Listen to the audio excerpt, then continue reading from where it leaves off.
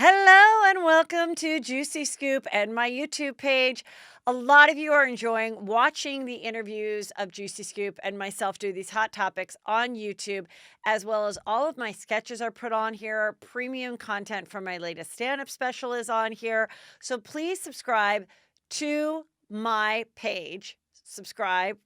Don't I point down? I don't point down, subscribe, share, leave a comment, tell people, and then you won't miss anything as it comes up. I appreciate it. Thank you. I have a great interview coming in a little bit after I get through all the juicy hot topics. I've got Dr. Kat from Dr. 90210 on E answering all your juicy questions about plastic surgery and the show, and she has a really interesting life herself. But first, let me give you the juiciest scoop ever.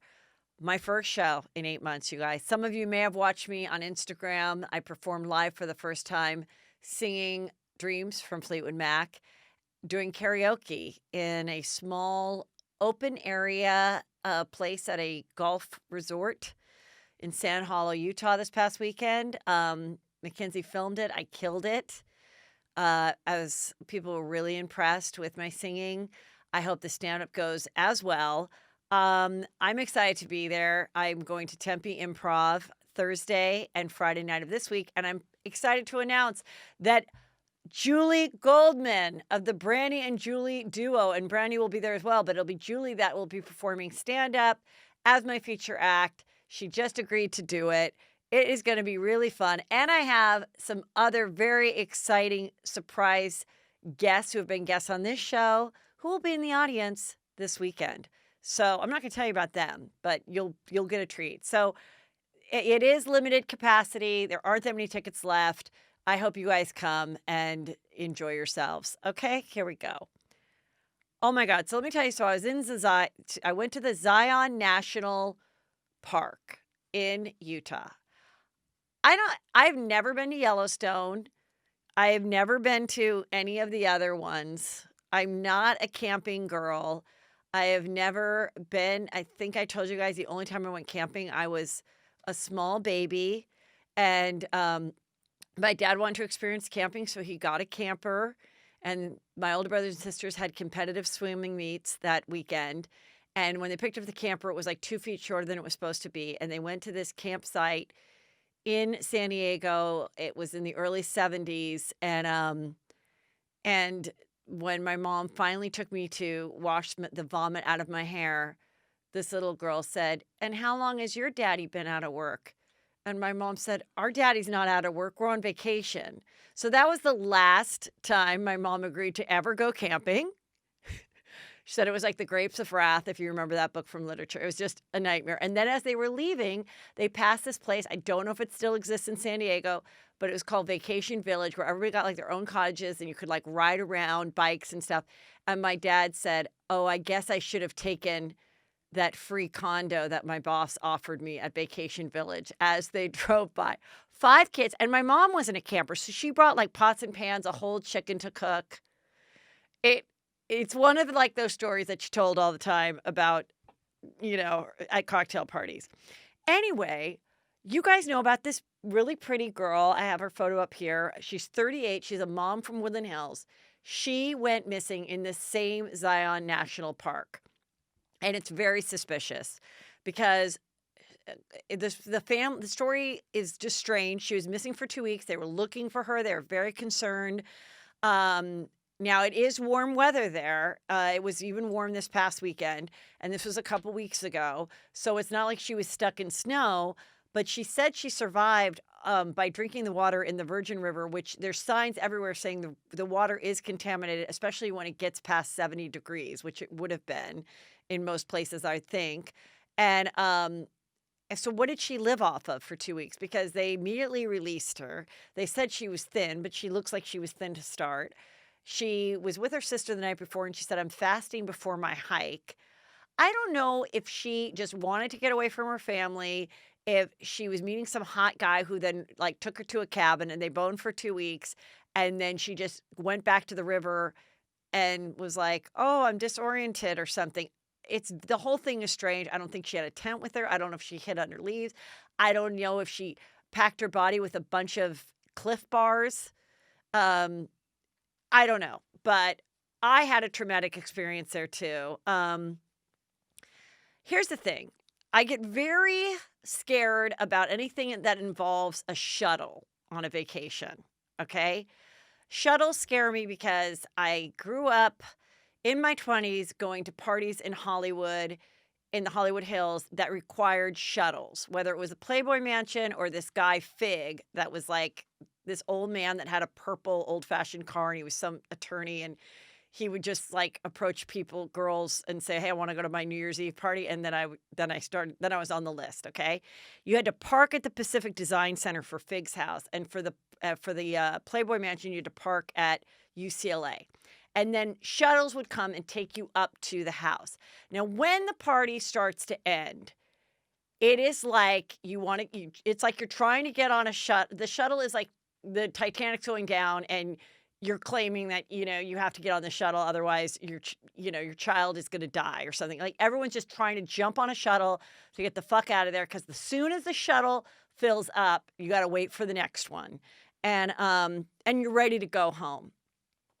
Also, I'm scared that the shuttles will fill up and our whole day is shot. So there was 6 of us, including Mackenzie and her boyfriend, and we wanted to go do this thing at the Zion National Park where you rent these like water boot shoes, and you walk through the rocks with a cane, and it's really pretty. Okay, so everyone said, you got to do this, you got to do this. So I had Mackenzie's boyfriend and her look it up, and I said, make sure you schedule us for the private shuttle. I don't want to be like on some public bus where now we're not there till noon and the whole day is screwed. So they go ahead of us, and immediately Peter's like, do you have your wallet? I go, no, I don't have my wallet. I just have some money in my ID. And he's like, why don't you have your wallet? And I'm like, why don't you have your wallet? He's like, well, I do have my wallet. I'm like, oh. So that's how it's starting. Then we stop at a store to get more waters, and I buy more bars because I don't want to be lost in the national forest with not enough bars like this girl. And then we get our shoes and everything. And now here are the shuttles. And so I'm like, all right, you guys, come on. Let's all get on this one shuttle. We all want to be in the same shuttle. There's 6 of us. Let's just get on the shuttle. And I'm heading towards the back because, of course, as the mother, I always ride the back of the bus. I let other people get up in the front where it's convenient for them. And I'm not used to wearing baseball caps. I rarely wear them, but I had one on. So I completely whacked the top of my head.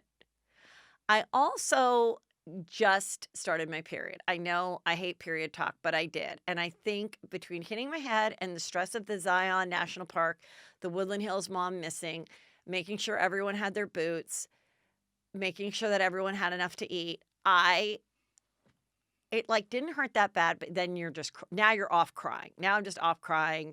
And there were 2 other women in there, and they were like, are you okay? I'm like, yeah, I'm okay. I'm okay. So my family's just not being nice to me. And it's like, I can't do everything. I'm trying to get on the shuttle. I'm trying to get the shuttle together. And then the lady said, well, do you have your shuttle ticket? I go, no, I don't have my shuttle ticket. The kid said, did you order the shuttle? Do you have the ticket? I don't know where the ticket is. I don't know what to do. And these people are like, oh my God, we haven't even started the adventure yet. And it's hardly like I'm left by myself. So then those 2 girls got up and left. They're like, we don't even want to be around this person crying. So they went on a different shuttle. Turns out there's plenty of shuttles.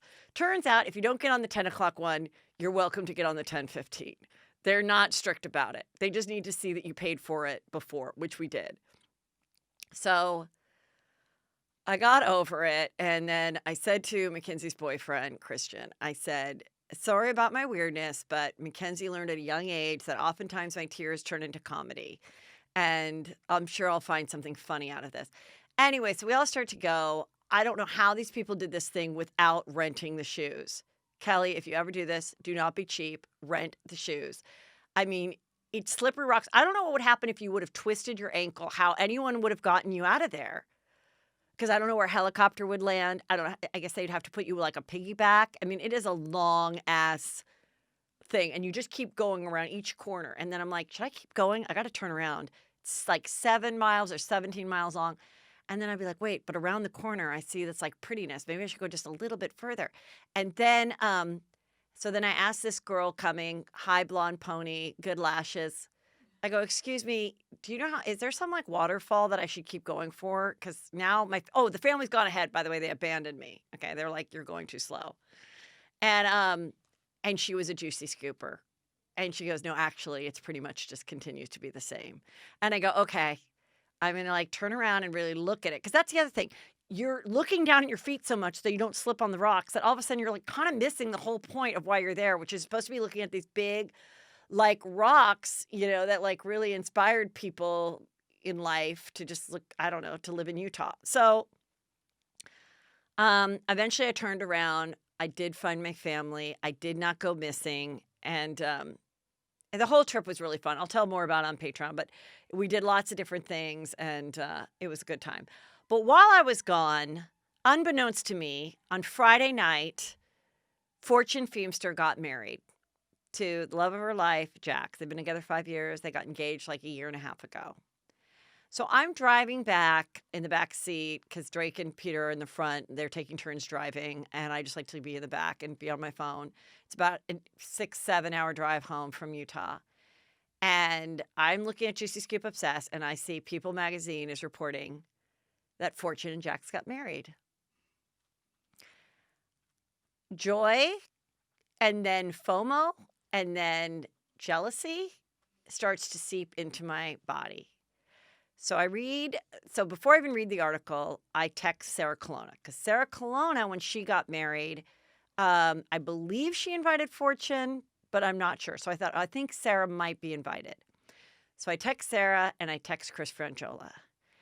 And then I read the article, and the article was very sweet in that they just decided to do it sort of last minute. And there was at least 3 paragraphs about how strict they were about the COVID precautions, and that everybody that they asked to come had to take a COVID test and then be like quarantined for a week. And they were only inviting people that were very conscious about the pandemic from the start. Like, who has behaved the best during this pandemic? Who has had the least amount of fun during this pandemic? So I felt those paragraphs were a little bit talking to me from Fortune, like, Heather, come on.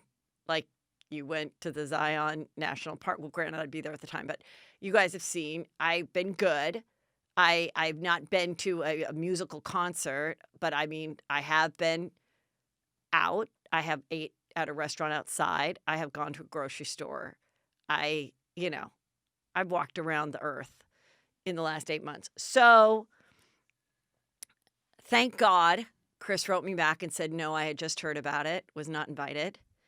And I said, good. I was going to say, I'm so happy you got to go, but I'm actually happier that you weren't invited. And then same thing with Sarah.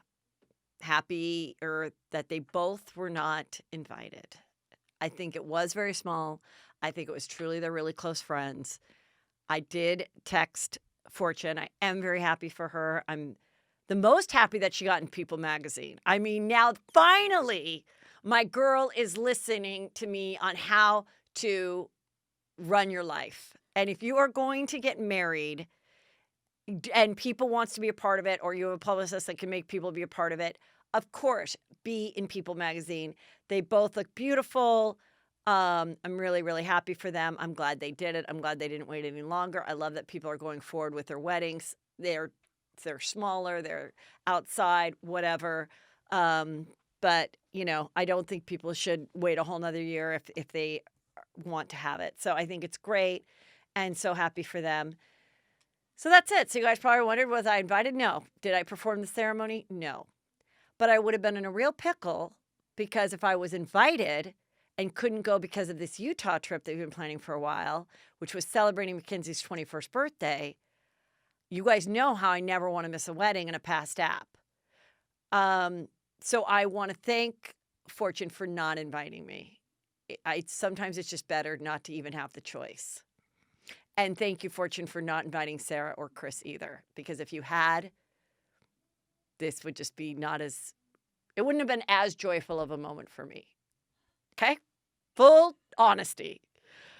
Guys, there is a new show on Netflix called Rebecca. Speaking of my mother, this was her favorite movie. It is a remake of an old movie based off of a book. And my mother I guess, did like a dramatic monologue in high school or college.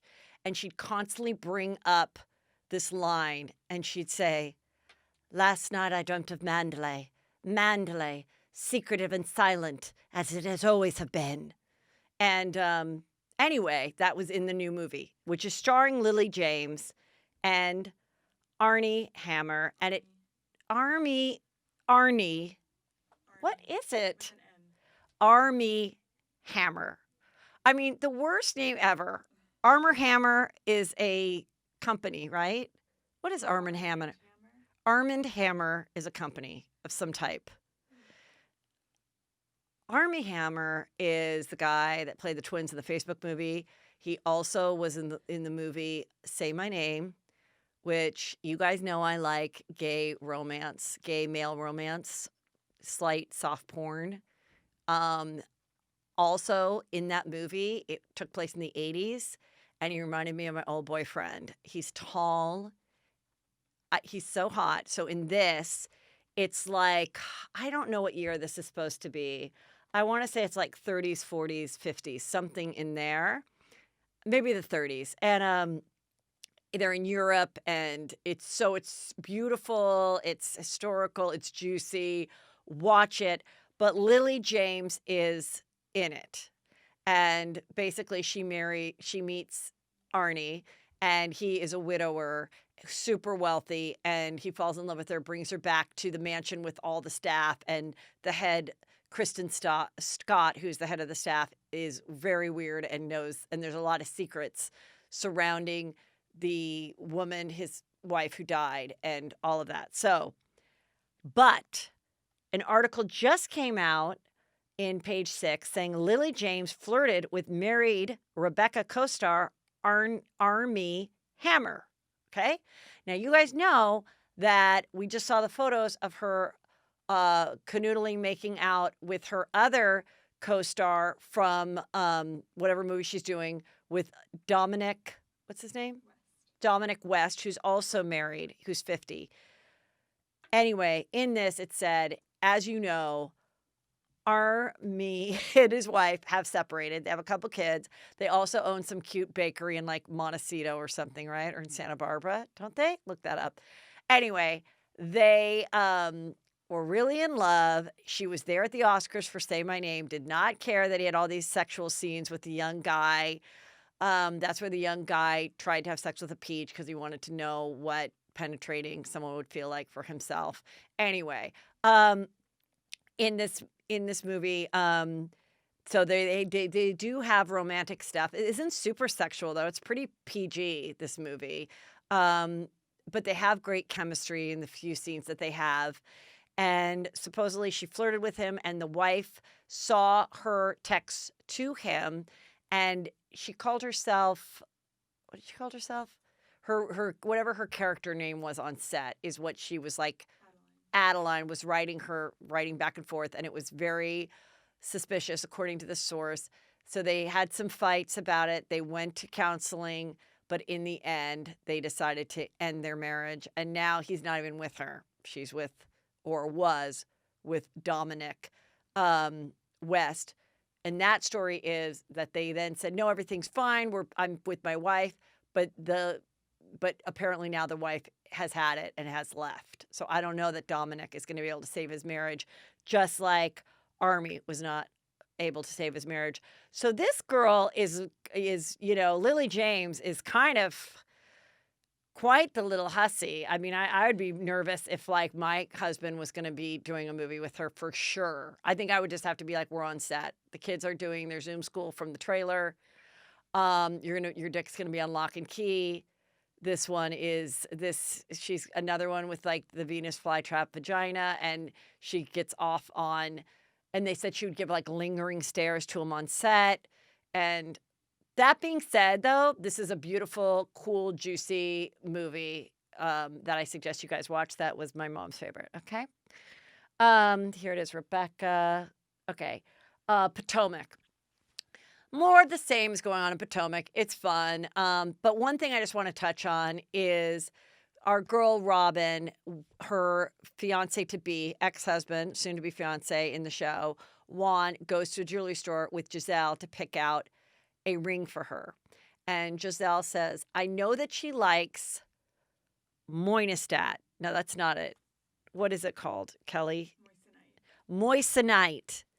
And I'm like, Moissanite is not a great name for a kind of jewel. I know it's a man-made diamond. It's less expensive than real diamonds. That way you know it's not a blood diamond. And I think it's kind of great because he's looking at a ring and they're like, it's 50,000. And then they're kind of like, well, what is a ring like in Moissanite? And the ring was gorgeous, looked like a $50,000 ring, and is only like $8,000 to $9,000. And I thought that was really kind of smart because I'm like, I'm sure there's young girls today that want to get married and they're like, absolutely not. I'm not doing Moissanite or Monistat. And, I kept saying Monistat, and I know Monistat 7 is for a yeast infection, and Monistat, no. Moissanite is the diamond. But as Kelly and I talked about it and prepped for this episode, what popped up on the iPad? An ad for Monistat 7, thinking I had a yeast infection, when all I was doing was talking about a kind of stone that Rama Dixon was getting from Juan. So I kind of think I might look into this because, first of all, jewelry insurance is very expensive, and sometimes you let it go, and then you're terrified when you lose something. And so it, brings the price down if you don't want to insure it. And then also, I think, she owes money to the IRS. They're trying to buy a house. It's the second time around. She'd like to have a nice piece of jewelry, but it's her 50 grand too. So does she really want to spend 50 grand on this ring? Or anyway, I kind of love that. And I want to hear from you guys what you think of that. And are more people doing this and maybe not sharing it on a TV show that it is in fact? I remember this was a storyline in Selling Sunset that they were, Davina was being rude about it, that Mary and her French boyfriend gave her a Moissanite diamond instead of what's considered a real diamond. But again, do you think that French 25-year-old guy had 50 grand to spend? Do you think she wanted to spend one of her hard work commissions on a ring that looks just as good?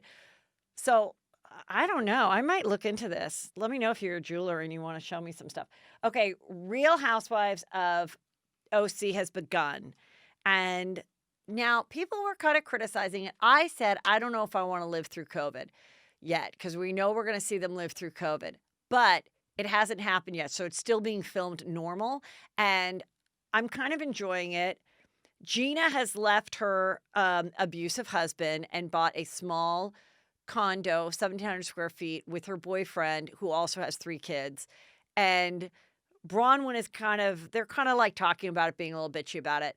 But Bronwyn is renting an 8,000 square foot house. So is it better to rent one for 8,000 square feet or buy one for like 670,000? I think Gina did the right thing because, hey, this OC shit's not going to last forever. So you might as well spend your money wisely. I don't know about buying it with your boyfriend, though. You could maybe let the boyfriend move in. I would want to be the only one on title at this point, unless he's, in fact, your husband. That's my advice if I was on the show. And Emily's with her husband, even though people thought they had issues. They seem to be doing fine. Shannon is now divorced. She has a new boyfriend. She's involving her boyfriend in her business. They're trying to do some like energy drink together. And then his daughter is her assistant again.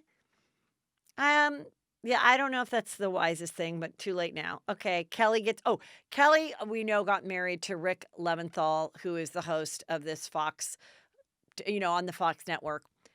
Now, this is not Kelly's fault, okay, because I'm sure, well, obviously she said this all the times, but it's the editors that put it together. But my God, at least 3 times an episode, which I think we're on episode 3 now, she talks about how much they bone. We're getting it on like Donkey Kong. Well, Rick's 60, but he has a 29-year-old body. And believe me, I know what 29-year-old bodies look like, and he can go all night. And then she goes, oh, and Shannon offered me if I needed some mattresses. And I'm like, I don't know, because once Rick and I get on that mattress, I don't know how much longer it can last. I'm like, oh my God, we do it 2 to 3 times a day. We get it. We get it. You're boning all the time. We get it. Good for you. And then there's this new girl named Elizabeth Vargas who says that she was doing dinner theater or something, singing karaoke. I don't know what. A billionaire swept her off her feet when she was in college. She married him, and then she found out she wanted to have kids. He said, "I'm too old. I don't want to." And then she, according to her, found out that he had a baby with someone else.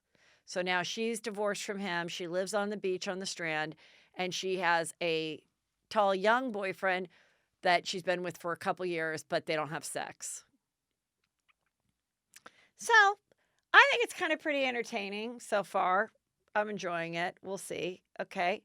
There is a new housewife in Beverly Hills, and it was just announced. So I went immediately over to her Instagram, and she has two of the cutest kids I've ever seen. And the little girl's really sassy. I have a photo of the boy. She's very pretty.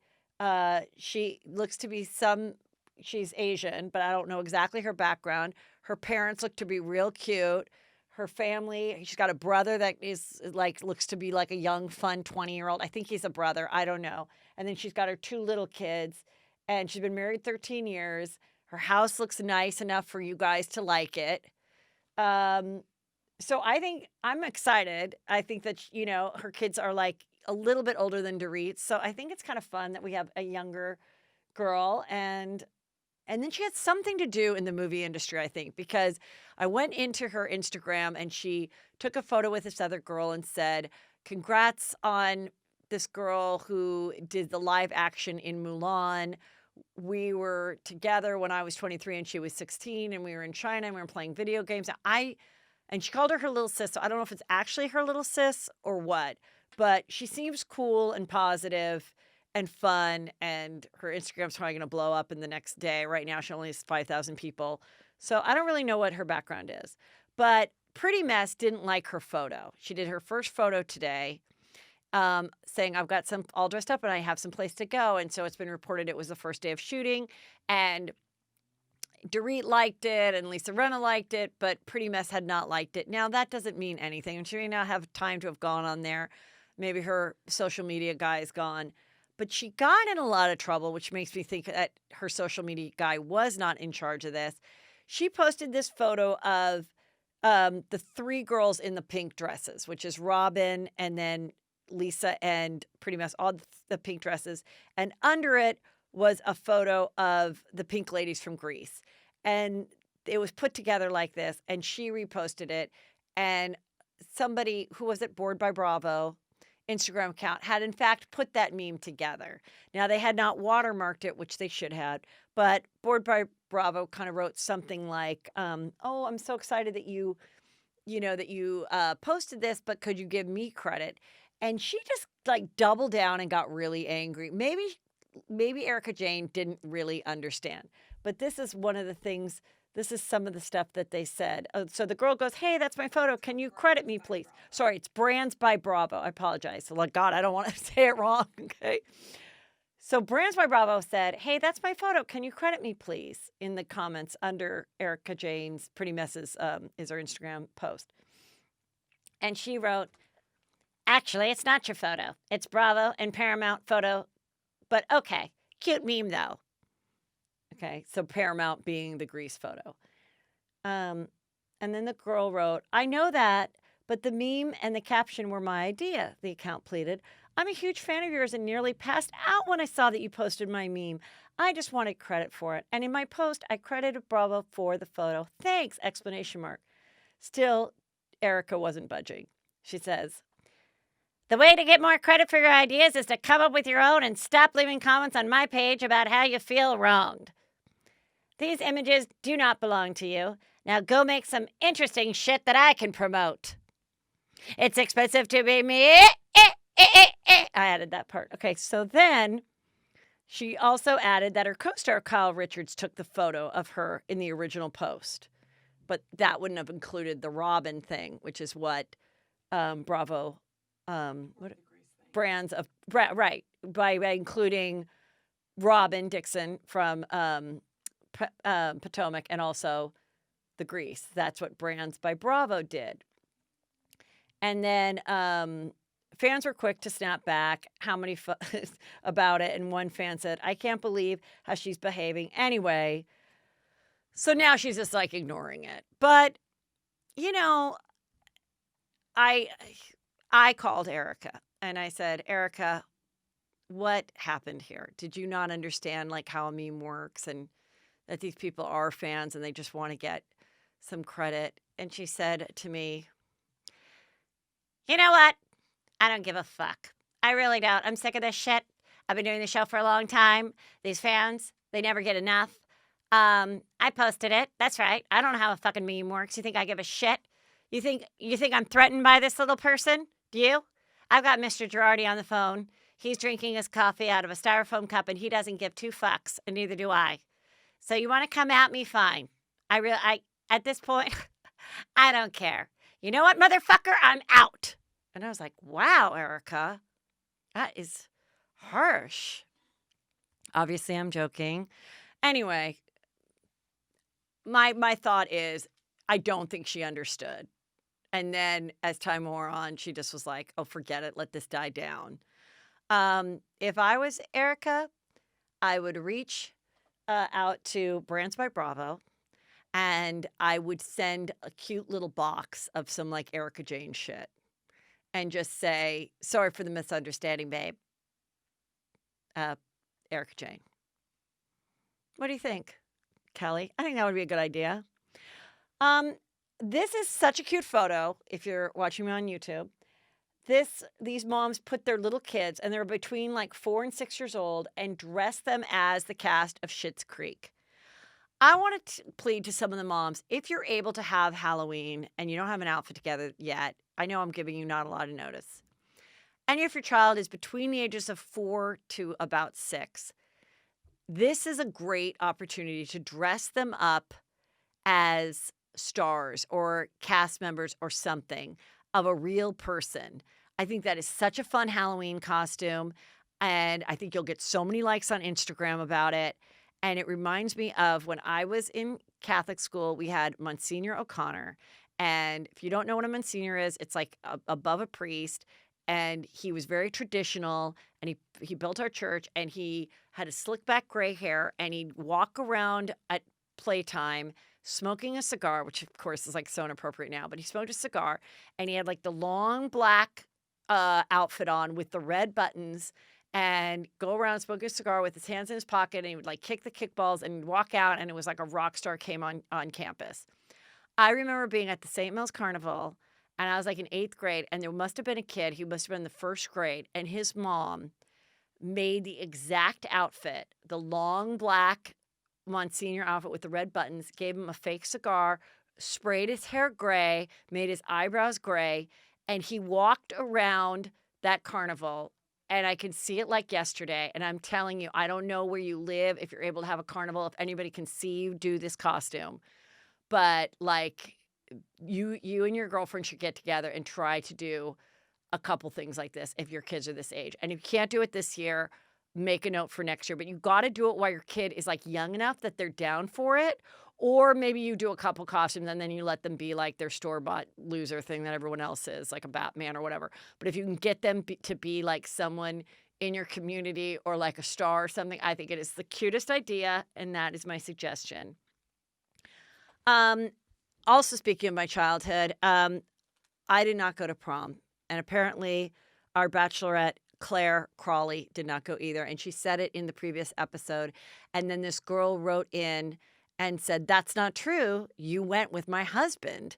And they showed a picture of her husband, who's pretty cute, very good looking, by the way, in a tux, and she's putting the boutonniere on him, and looks to be in a black gown. And so everyone was like, "God," and even I wrote under the article, I said in Juicy Scoop Obsessed, I was like, I actually did go to my prom, but it was the all-girl prom, but I never was invited to one Crespy dance ever, ever, never, ever. And it was so traumatic, and I had to invite, oh my God, I could not get a date.